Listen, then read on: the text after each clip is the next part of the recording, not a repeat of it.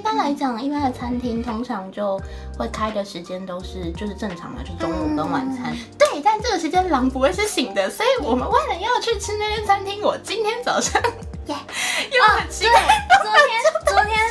昨天我们说要去吃东西，然后就讲说要怎么把我叫起床，我就说你就唱歌啊，早上就真的在唱歌。他激情演唱，然后那个哇，你激情演唱，然后你知道我内心就是我很想要就是起床，然后跟你说就是我起来了，闹钟暂停。你要不要看我叫你多久？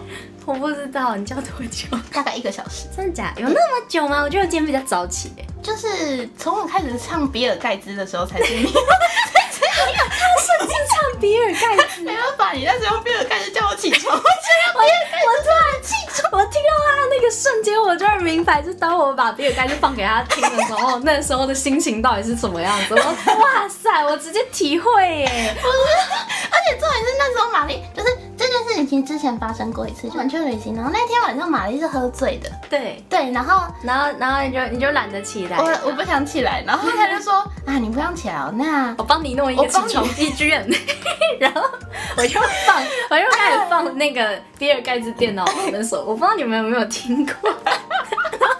然后总之这首歌大概就是比尔盖茨全球首富比尔盖茨，下一个不是，现在